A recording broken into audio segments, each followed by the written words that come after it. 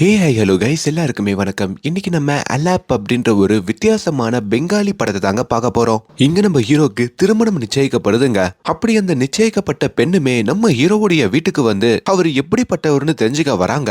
அங்கேயும் அவங்களுக்கு ஒரு பெரிய அதிர்ச்சி காத்திருக்கு. நம்ம ஹீரோவோட வீட்டுல ராத்திரியில மட்டும் ஏதோ ஒரு பொண்ணு வந்து கிட்டத்தட்ட ஒரு வருஷமா தங்கிட்டு போற விஷயம் அவங்களுக்கு தெரிய வருது. இது ராத்திரியில மட்டும் ஒரு பொண்ணு வந்து தங்கிட்டு போறாளா? யாரா அந்த பொண்ணுன்ற மாதிரி ஹீரோ கிட்ட கேட்டா, நம்ம ஹீரோக்கே அப்படி ஒரு பொண்ணு தான் வீட்டுக்கு வந்து ராத்திரியில தங்குற விஷயம் தெரியலைங்க. அப்படியே ஒரு வீட்டுக்குள்ள என்ன மர்மம் நடக்குது, அப்படி ராத்திரி மட்டும் அவர் வீட்டுக்கு வந்து தங்கிட்டு போற பொண்ணு யாரு அப்படின்ற எல்லா ட்விஸ்டுகளையும் ஒரு அழகான காதல் கதையோட சொல்லியிருக்கிற படம் தாங்க இது. உங்க டைம் வேஸ்ட் பண்ணாம டக்குன்னு உள்ள கூட்டு போயிடுறேன். இன்னும் லைக் கொடுக்கலனா ஒரு சின்ன லைக்கோட உள்ள வாங்க. பைதிவே நான் கவின், நீங்க பாக்குறது நம்மளோட பிலிம் பை. படத்துடைய ஆரம்பத்திலேயே ஒரு மிகப்பெரிய கார்பரேட் ஆபீஸா காமிக்கிறாங்க. அந்த ஆபீஸோடைய மேனேஜரும் வந்து அங்க இருக்கிற ஊழியர்கிட்ட எல்லாம் இதுக்கப்புறம் காலையில 9 மணிக்கெல்லாம் தானே எல்லாரும் வேலைக்கு வந்துடணும், சாயங்காலம் 7 மணிக்கு தான் உங்க வேலை முடியும், அதுக்கப்புறம் ஓவர் டைம்லாம் பண்ணிட்டு தான் கிளம்பணுன்ற மாதிரியும், அப்படி கரெக்டான டைமுக்கு வேலைக்கு வராதவங்கள வேலையை விட்டு தூக்கிடுவேன்ற மாதிரியும் கத்திக்கிட்டு இருக்காரு. அப்பதான் அதே மேனேஜர் அவங்க ஆபீஸ்ல இருக்கிற அதித்தி அப்படின்ற நம்ம ஹீரோயின் அந்த இடத்துல இல்லன்ற மாதிரியும் கவனிக்கிறாரு. அந்த அதித்தி பொண்ணு எங்க போனா, இவ்வளவு முக்கியமான மீட்டிங்க கூட அட்டென்ட் பண்ணாம அதுக்குள்ள வீட்டுக்கு போயிட்டாலான்ற மாதிரியும் அங்க இருக்கிற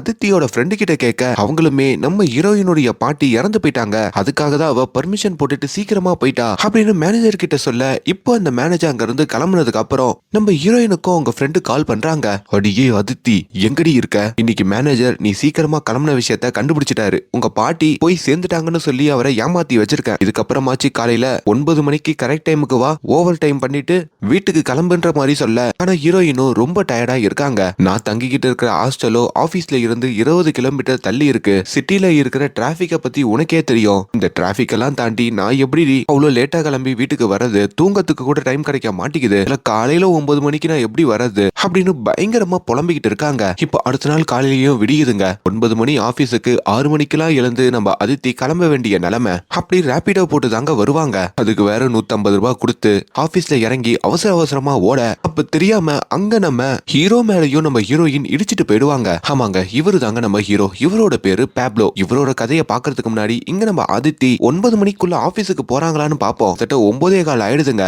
தான் ஃப்ரெண்டுக்கும் கால் பண்ணி மேனேஜர் வந்துட்டாரான்ற மாதிரி கேட்க, கார் பார்க்கிங்ல தான் இருக்காரு, சீக்கிரமா மேல வான்னு சொல்லி இப்ப நம்ம அதித்திய எப்படியோ லிப்ட் எல்லாம் புடிச்சு அவங்க ஆபீஸுக்கு வந்து சேர்றாங்க. இப்ப ராத்திரி வேலை முடிஞ்சு ஒரு 8 மணிக்கு அங்க இருக்கிற பஸ்ல தான் ஃப்ரெண்டோட அவங்களுடைய ஹாஸ்டலுக்கு போயிட்டு இருக்க, மச்சி ஆபீஸுக்கு பக்கத்திலேயே எதுனா ஒரு வீடு பார்க்கணும், ஹாஸ்டல்ன்றதுனால 5000 ரூபாய் கொடுத்துட்டு அப்படியே அங்க இருந்துடுறேன், நம்ம வாங்குற சம்பளத்துக்கு 5000 ரூபாவே அதிகம், அந்த மாதிரி எதுனா வீடு கிடைக்குமான்னு கேட்க, இதெல்லாம் பயங்கர டெவலப்பான ஏரியா, இங்கெல்லாம் வீடு கிடைக்கிறதே கஷ்டம், அதுவும் 5000 ரூபாய்க்கு பாப்போன்ற மாதிரியும் அவங்க ஃப்ரெண்டு சொல்லிக்கிட்டு இருக்காங்க. இப்போ அவங்க போற அதே பஸ்ல தாங்க நம்ம ஹீரோவும் வராரு. நம்ம ஹீரோவோ ஹீரோயின் மாதிரியே ஒரு கார்பரேட் ஆபீஸ்ல தான் வேலை பார்த்துட்டு இருப்பாரு. ஹீரோவுடைய அப்பா அம்மாலாம் அவங்க கிராமத்துல இருப்பாங்க. நம்ம ஹீரோ அவரோட ஃப்ரெண்டோடைய வீட்டுல தங்கி தான் அவரோட ஆபீஸுக்கு வந்துட்டு போவாரு. அவர் ஆபீஸ் பக்கத்திலேயே அவரோட ஃப்ரெண்டோடைய வீடு இருக்கோங்க. ஆனா இப்ப என்னன்னா, நம்ம ஹீரோவுடைய ஃப்ரெண்டுக்கு திருமணமாக போகுதுங்க. மச்சான், திருமணமாகற வரைக்கும் நீ என் கூட இருக்க ஓகே, ஆனா திருமணத்துக்கு அப்புறம் என் பொண்டாட்டி வந்துருவா, நீங்க இருந்தா செட் ஆகாதுடா, நீ தனியா எங்கன்னா பாத்துக்கோன்ற மாதிரியும் அவர் சொல்றாரு. ஹீரோக்கு இப்ப என்ன பண்றதுன்னு புரியல.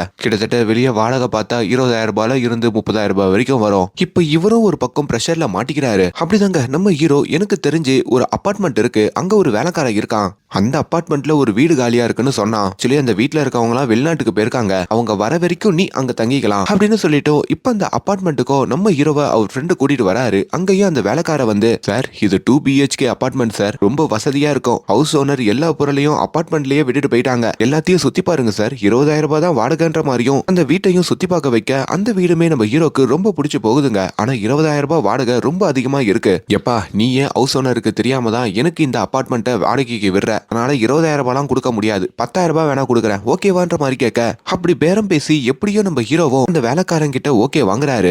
ஹீரோ பகல்ல மட்டும்தாங்க அபார்ட்மெண்ட்டுக்கு வருவாரு, ராத்திரியில வேலைக்கு போயிடுவாரு. ஏன்னா அவரு ஒரு அமெரிக்கன் கம்பெனில வேலை பார்க்கறதுனால ராத்திரியில தான் நம்ம ஹீரோக்கு வேலை. அது இல்லாம வீக்கெண்ட் ஆச்சுன்னா ஊருக்கு போய் அப்பா அம்மாவுடைய வீட்டுல இருக்கிறது இவரோட வழக்கம். அப்படி இதெல்லாம் சொல்லிதான் அந்த வீட்லயும் வாடகைக்கு இருக்க ஆரம்பிக்கிறாரு. நம்ம ஹீரோக்கு லவ்னு எதுவுமே இல்லைங்க, இன்னமும் சிங்கிளா தாங்க இருப்பாரு. அப்படி அவர் இருக்கிற வீட்டுல இந்த மீனை வளர்க்கறது, செடிகளை வளர்க்கறதுன்ற மாதிரி ரொம்ப கிளீனாவே அவரு வச்சுப்பாரு. அவரோட ஆபீஸ் வாக்கபிள் டிஸ்டன்ஸ் தாங்க. அப்படி ஒரு நாள் ஆபீஸுக்கு போற வழியிலையும் நம்ம ஹீரோயினை மறுபடியும் அவரு கிராஸ் பண்றாரு. அவங்க ஒரு பெர்ஃபியூம் யூஸ் பண்ணுவாங்க போல, இந்த பெர்ஃபியூம் வாசனை நம்ம ஹீரோக்கு ரொம்ப பிடிச்சு போகுதுங்க.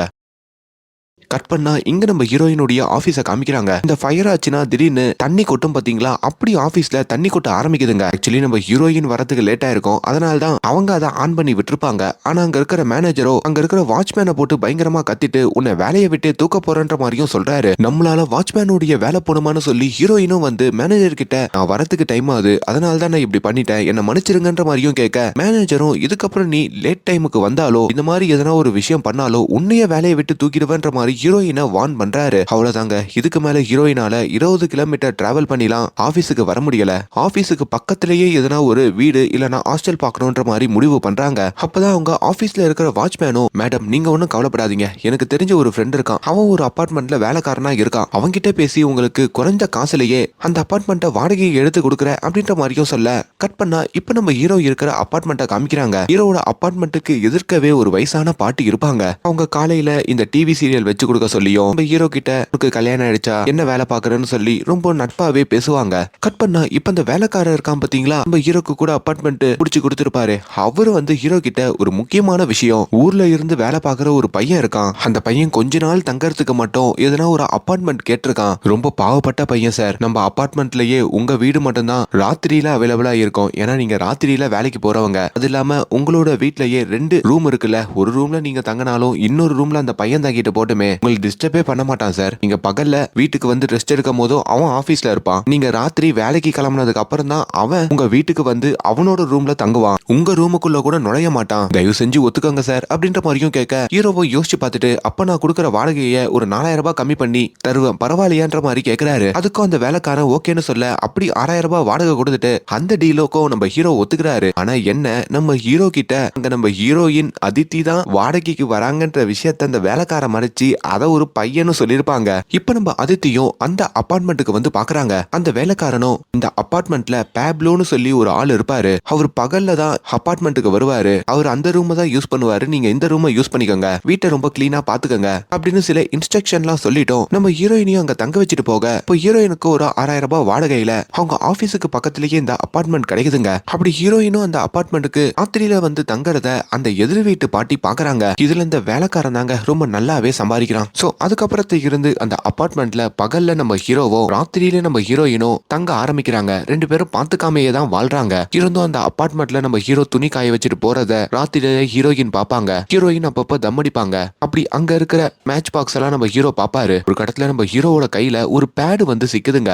எது நம்ம வீட்டுல ஒரு ஆண் தானே வாடகைக்கு இருக்காங்கன்னு சொன்னா இது என்ன பேட் இருக்குன்னு சொல்லியும் ஹீரோக்கு ஒன்னும் புரியாம அந்த பேட் எடுத்துட்டு வந்து வேலைக்காரங்கிட்டையும் கொடுத்து இது என்னன்ற மாதிரி கேக்குறான். ஐயோ சாரி சார், நான் தான் சார் வீட்டுக்கு வாங்கிட்டு போறதுக்கு பதிலா உங்களோட வீட்டுல பெருக்கும் போது வச்சுட்டு போயிட்டேன்ற மாதிரியும் வேலைக்கார சமாளிக்க அதையும் நம்ம ஹீரோ நம்புறாருங்க. இங்க ஹீரோயினுக்கு ராத்திரி அதே பேடு தேவைப்படுதுங்க. என்ன நம்ம காலையில வாங்கி வச்ச பேட காணுமே அப்படின்ற மாதிரி அவங்க நினைக்க அப்பதான் இந்த வீட்டுல பகல்ல தங்குற அந்த பேப்லோ அதை தூக்கி போட்டிருக்கான்ற மாதிரியும் அவங்களுக்கு நம்ம ஹீரோ மேல கோவம் வருது. அதையும் தன்னோட ஃப்ரெண்டு கிட்ட சொல்லிக்கிட்டு இருக்காங்க. இப்ப வீக்கெண்ட் வேற அப்படின்றதுனால நம்ம ஹீரோ ஊருக்கு போயிடுவார்ல, அதனால நம்ம ஹீரோயின் ரொம்ப ஃப்ரீயாவே அந்த அபார்ட்மெண்ட்ல தங்கலாங்க. அதனால தன்னுடைய ஃப்ரெண்ட்ஸ் எல்லாரையுமே ராத்திரி ஒரு பார்ட்டி பண்ணுவோம்னு சொல்லி சரக்கு பாட்டிலோட ஹீரோயின் அங்க வர சொல்லிடுறாங்க. அப்படி ராத்திரி முழுக்க அங்க உட்காந்து டான்ஸ் ஆடிக்கிட்டு குடிச்சுக்கிட்டு குத்தடிச்சுக்கிட்டும் இருக்க இப்ப அந்த வீக்கெண்ட் முடிச்சிட்டும் பகல்ல நம்ம ஹீரோ அவருடைய வீடு திரும்புறாருங்க. வீட்டுக்குள்ள வந்தா அங்க எல்லாம் கலைஞ்சி சாராய பாட்டில்லாம் இருக்க, பிளேட் எல்லாம் கழுவாம அப்படியே போட்டுருக்க. இத பாக்குற ஹீரோக்கு பயங்கர கோவம் வருது. உடனே அந்த வேலைக்காரனுக்கு போன் பண்ணி வீட்டுக்கு வர சொல்ல, ஏண்டா இந்த வீடை கிளீனா வச்சுக்கணும் தானே நான் உங்ககிட்ட சொன்னேன், அந்த பையனுக்கு கொஞ்சம் கூட அறிவில்லையா, இப்படிதான் எல்லாத்தையும் போட்டுட்டு போவானா, எனக்கு இப்பவே அந்த பையனுடைய போன் நம்பர் கொடு, நான் அவங்கிட்ட 2ல 1 கேட்கறேன் அப்படின்னு சொல்லி நம்ம ஹீரோயினுடைய போன் நம்பரையும் அவர் கேட்கிறாரு. அப்படி வாங்கி ஹீரோயினுக்கு கால் பண்ண ஹீரோயின் மீட்டிங்ல இருக்கிறதுனால அங்க இன்னொரு ஃப்ரெண்டு கிட்ட போனை கொடுத்து பேச சொல்றாங்க. அப்படி அது ஒரு ஆண்க. அப்படி அவரு பேசுறதையும் நம்ம ஹீரோ ஓ இவன் தான் அந்த பையன் போலன்னு நினைச்சுக்கிட்டு எஸ் சார் வீட்டுல ஒன்னாரான 2க்கு இருக்கும், கிளீனா கூட வச்சுக்க மாட்டீங்களா, பிளேட் எல்லாம் அப்படியே போட்டு தான் போவீங்களா, எல்லாம் பண்றீங்க, இதுக்கப்புறம் கிளீனா இல்லனா அவ்வளவுதான் சார் அப்படின்ற மாதிரியும் ஹீரோ கத்தி விடுறாருங்க. இப்ப அந்த ஃப்ரெண்டுமே நம்ம ஹீரோயினு கிட்ட அந்த போனை கொடுத்துட்டு யாரோ பேப்லோவா உன் வீட்டுல பகல்ல வாடகைக்கு இருக்கானா, போன் பண்ணி கத்திக்கிட்டு இருக்கான்ற மாதிரி சொல்ல அப்பதான் ஹீரோயினுக்கும் ஞாபகம் வருது, ஆத்தாடி அன்னைக்கு நம்ம குடிச்சிட்டு போட்ட பாட்டில் எல்லாம் கிளீன் பண்ணாமையே விட்டுட்டோமேனு சொல்லி அவங்களும் ரொம்ப சாரியா ஃபீல் பண்றாங்க. இப்ப நம்ம ஹீரோயின் ராத்திரியில வீட்டுக்கு வர அங்க கண்ணாடியில ஒரு பேப்பர் துண்டு ஒட்டி இருக்குங்க. அதுலயும் ஒரு லேடிஸ் கர்ச்சீஃப் ராயருக்கு கீழே இருந்தது, அதை நான் எடுத்து வச்சிருக்கேன்ற மாதிரி சொல்ல கீழே PM அப்படின்ற மாதிரியும் எழுதிருக்கு. அதாவது நம்ம ஹீரோ ராத்திரியில வேலை பார்க்கறதுனால தான் பேரை PMன்ற மாதிரி எழுதிப்பாங்க. இன்னொரு பக்கம் அந்த எதிர் வீட்டுல இருக்கிற பாட்டியும் அங்க தங்குற நம்ம ஹீரோயின் அதித்திய நம்ம ஹீரோவோட மனைவின்னு நினைச்சுப்பாங்க. அதித்தியும் அப்படியே மெயின்டைன் பண்ணிக்கிட்டு அந்த பாட்டி கிட்ட சமாளிச்சுட்டு வண்டியை ஓட்டிக்கிட்டு இருப்பாங்க. ஒரு நாள் நம்ம ஹீரோ வழக்கத்துக்கு மாறா வேலையை சீக்கிரமா முடிச்சிட்டு தன்னுடைய வீடு திரும்ப அதை பாக்குற வேலைக்காரனும் உடனே நம்ம ஹீரோயினுக்கு கால் பண்ணி பாக்குறாரு. உங்க போனை எடுக்கிறதுனால காலங்காத்தாலேயே காலிங் பெல் எல்லாம் அடிச்சு நம்ம ஹீரோ வரத்துக்குள்ள அபார்ட்மெண்ட்ல இருந்து கிளம்ப வைக்கிறாரு. ஹீரோ வீட்டுக்கு வரப்போ இந்த கண்ணாடியில இன்னொரு பேப்பர் துண்டு ஒட்டி இருக்குங்க. அது நம்ம ஹீரோயின் எழுதிருக்காங்க போல. சாரிங்க, தெரியாம அன்னைக்கு பாட்டில்லாம் அப்படியே போட்டுட்டு போயிட்டேன், இதுக்கப்புறம் அப்படி நடக்காது அப்படின்ற மாதிரியும் எழுதிருக்க. கீழே AM அப்படின்ற மாதிரியும் எழுதிருக்காங்க. அதை பார்த்து ஹீரோக்கு ஒரு சின்ன சிரிப்பு வருதுங்க. ஆனா ஹீரோவை பொறுத்த வரைக்கும் இன்னும் நம்ம ஹீரோயின் ஒரு பையன் அப்படின்ற மாதிரி தான் நினைப்பாரு. ஆனா ஹீரோக்கு அதுல இருந்து ஒரு சின்ன சந்தேகம் வருதுங்க. அப்பப்போ அந்த வீட்டுல பொண்ணுங்க யூஸ் பண்ற ஒரு பெர்ஃபியூம் உடைய ஸ்மெல் அவருக்கு வந்துகிட்டே இருக்கு. அது இல்லாம முன்னாடி பேடு பாத்திருப்பாரு, அதுக்கப்புறம் கிளிப் எல்லாம் பாத்திருப்பாரு. அதெல்லாம் வச்சு ஹீரோ அவன் ஃப்ரெண்டுக்கும் கால் பண்ணி, என் வீட்டுல ராத்திரியில ஒருத்தன் வாடகைக்கு இருக்கான்ல, அவன் ஏதோ ஒரு பொண்ணை ராத்திரியில கூட்டிட்டு வரான் போல இருக்கு, இங்க ஒரே பொண்ணோட பெர்ஃபியூம் ஸ்மெல் தான் அதிகமா இருக்குன்ற மாதிரியும் புலம்பிக்கிட்டு இருக்காரு. அப்படியே நாள் அளவுல நம்ம ஹீரோ பகல்ல வந்து அவருக்கு எதனா சமைச்சுக்கிட்டா அதை ராத்திரி நம்ம ஹீரோயினுக்கு வச்சுட்டு போறதும், ராத்திரி ஹீரோயின் வந்து அதை சாப்பிட்டு பார்த்துட்டு ரொம்ப நல்லா இருக்குன்ற மாதிரியும் அந்த பேப்பர் துண்டுல எழுதி வைக்கிறதும், அப்படி அந்த பேப்பர் துண்டு மூலயமாவே ஒவ்வொரு நாளும் நம்ம ஹீரோவும் ஹீரோயினும் நிறைய விஷயங்களை பேசிக்கிறாங்க, பரிமாறிக்கிறாங்க. ஒரு நாள் நம்ம ஹீரோ வாஷிங் மிஷின்ல துணி போட போறப்போ அதுல ஒரு பொண்ணுடைய ட்ரெஸ் இருக்கிறதையும் கவனிக்கிறாரு. அதை வச்சு நம்ம வீட்டுல ஒரு பொண்ணு தான் வாடகைக்கு இருக்கான்ற மாதிரியும் கன்ஃபார்ம் பண்றாரு. அப்பதான் நம்ம ஹீரோவுடைய அப்பா அம்மா ஊர்ல இருந்து சிட்டிக்கு வந்துகிட்டு இருக்கிறதாகவும், ஏதோ மெடிக்கல் செக்அப் இருக்கு, அதனால கொஞ்ச நாள் ஹீரோவுடைய வீட்டுல தான் தங்க போறதாகவும் அவங்க போன்ல சொல்ல ஹீரோ கொஞ்சம் பதறாருங்க. உடனே அவங்க வீட்டு வேலைக்காரனை கூப்பிட்டு, டேய் ஒழுங்கு மரியாதையா உண்மையா சொல்லு, இங்க வந்து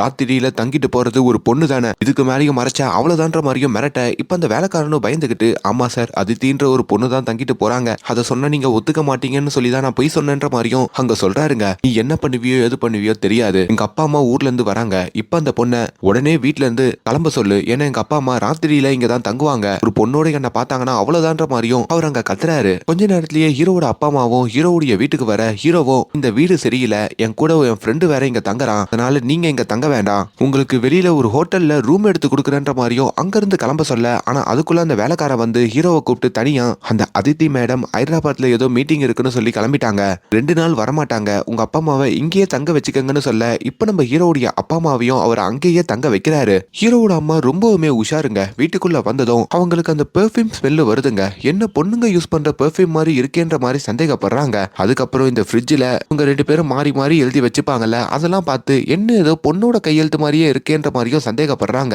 அலக்காணியில இருக்கிற கிளிப்பை பாக்குறது, ஒரு நாள் பாத்ரூம்ல பெரிய முடி இருக்கிறதையும் அவங்க பாத்துறாங்க. இதெல்லாம் பார்த்துட்டு, நீ எதனா ஒரு பொண்ணை காதலிக்கிறியா, அந்த பொண்ணை இங்க கூட்டிட்டு வந்து வச்சிருக்கியான்ற மாதிரியும் ஹீரோவோட அம்மா பயங்கரமா சண்டை போட, ஹீரோவோ இல்லன்ற மாதிரியும் சமாளிச்சுக்கிட்டு இருக்காங்க. இங்க நம்ம ஹீரோயின் ஹைதராபாத் போயிட்டு ஒரு நாள் முன்னாடியே வீட்டுக்கு வர, ஆனா அங்க இருக்கிற வேலைக்காரனும் வீட்டுல இந்த பேப்லோடைய அம்மா அப்பா தங்கியிருக்காங்க, ஒரு நாள் மட்டும் நீங்க உங்க ஃப்ரெண்டு வீட்டுல தங்கிக்கங்கன்ற மாதிரியும் அங்க நம்ம ஹீரோயினை அனுப்புறாரு. அப்படி நம்ம ஹீரோயின் புலம்பிக்கிட்டே அந்த அபார்ட்மெண்ட்ல இருந்து கிளம்ப, அப்ப எதிர்க்க நம்ம ஹீரோவை பாக்குறாங்க. 2 பேருக்கும் முன்ன பின்ன பார்த்தது இல்ல, தெரியாதுங்க. ஹீரோ வேற அங்க ஒரு கோக் பாட்டில எடுத்து ஃபுட்பால் ஆடிக்கிட்டு போக, ஹீரோயின் மேல வேற தெரியாம பட்டுருதா, அவங்க வேற ஹீரோவை அங்க திட்டிட்டு போற மாதிரி காட்டுறாங்க. கொஞ்ச நாள்லயே நம்ம ஹீரோவுடைய அப்பா அம்மா கிளம்புறாங்க. ஹீரோவோட கைய பிடிச்சோம் அவங்க அம்மா, நான் ஊர்ல உனக்கு பொண்ணு பார்த்து வச்சிருக்கேன், நீ யாரையும் கல்யாணம் எல்லாம் பண்ணிக்கலையே, சத்தியம் பண்ணுன்ற மாதிரி சத்தியம் வாங்கிட்டு தாங்க கிளம்புறாங்க.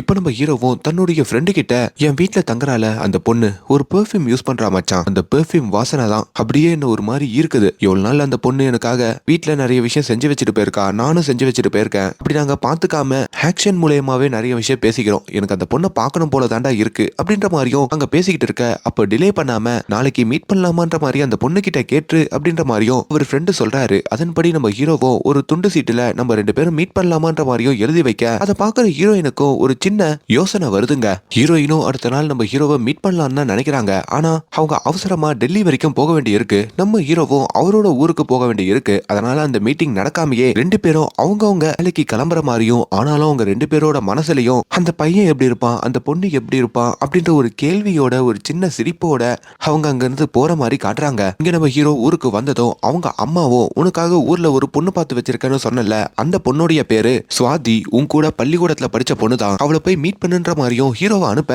அப்படி ஹீரோவும் வந்து அந்த சுவாதியை மீட் பண்றாரு. சுவாதிக்கு நம்ம ஹீரோவை சின்ன வயசுல இருந்தே ரொம்ப பிடிச்சிருக்கோங்க. டேய் உன்னெல்லாம் நான் கல்யாணம் பண்ணிப்பேன்னு நினைச்சு கூட பார்க்கல. எங்கேயோ ஆரம்பிச்ச ஜேர்னி இங்க வந்துதான் முடியணும்னு இருக்கு அப்படின்ற மாதிரியோ ரொம்ப ஜாலியாவே பேசிக்கிட்டு இருக்காங்க.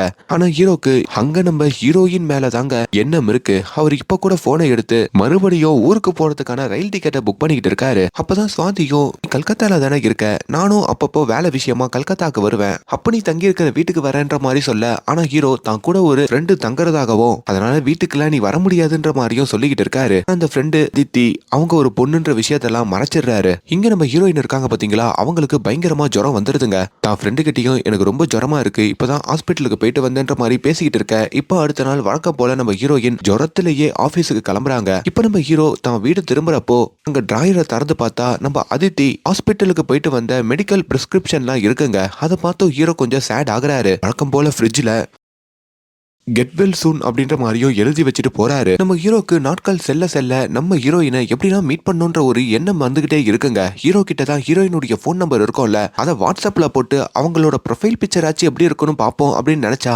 ஆனா அவங்க ஒரு பொம்மையை தாங்க ப்ரொஃபைல் பிக்சரா வச்சிருக்காங்க. ஒரு நாள் நம்ம ஹீரோயினுடைய வீட்டுக்கு அவங்க ஃப்ரெண்டு வந்திருக்கப்போ அங்க நிறைய ஃப்ரூட்ஸ் இருக்கிறதெல்லாம் பாக்குறாங்க. என்னடி ஃப்ரூட்ஸ் எல்லாம் வாங்கிட்டு வந்து வச்சிருக்க, உடம்பு சரியாதனாலயா அப்படின்ற மாதிரி கேட்க, நான் வாங்கிட்டு வரலடி, எனக்கு ஜொரம்னு தெரிஞ்சு காலையில இங்க தங்குறான்ல பேப்ளோ அவன் தான் வாங்கி வச்சிருக்கான் போலன்ற மாதிரி சொல்ல, என்ன அந்த பையன் உன்னை ரொம்ப பத்திரமா பாத்துக்கிறான், அதுவும் முகத்தை கூட பார்த்தது இல்ல, அவனை போய் மீட் பண்ணலாம்ல அப்படின்ற மாதிரியும் கேக்குறாங்க. எங்க மீட் பண்றது, வேலை வேலைன்னு ஓடுறோம், வீக்கெண்ட் மீட் பண்ணலான்னு பார்த்தா அவன் ஊருக்கு போயிடுறான், பாப்போம் அதுவா அமைதான்ட்டு அப்படின்னு அவங்களும் ரொம்ப ஜாலியா பேசிக்கிட்டு இருக்காங்க. இப்படி ஒரு சமயத்துலதான் நம்ம ஹீரோயினுக்கு ஒரு அதிர்ச்சியான விஷயம் வந்து சேருதுங்க. அதாவது அவங்களோட வேலையை டெல்லிக்கு டிரான்ஸ்பர் பண்ண போறதாகவும் அங்க சொல்றாங்க. அவ்வளவுதாங்க, இப்ப நம்ம ஹீரோயினால அதுக்கு மேல கல்கத்தால இருக்க முடியல, அவங்க டெல்லிக்கு கிளம்ப வேண்டி இருக்கு. அப்படி தான் ஃப்ரெண்டோட டெல்லிக்கு கிளம்புற மாதிரியும், ஆனா அவங்க நினைப்பு ஃபுல்லாவே நம்ம ஹீரோ மேலையும் அவனை பார்க்க முடியாம போச்சேன்ற மாதிரியும் தாங்க இருக்கு. இன்னொரு பக்கம் வழக்க போல நம்ம ஹீரோவும் வீக்கெண்டு ஊருக்கு போயிட்டு தன்னுடைய வீடு திரும்ப, ஆனா அவங்க வீட்டுல எப்பவுமே இருக்கிற நம்ம ஹீரோயினுடைய பெர்ஃபியூம் ஸ்மெல் அங்க இல்லைங்க.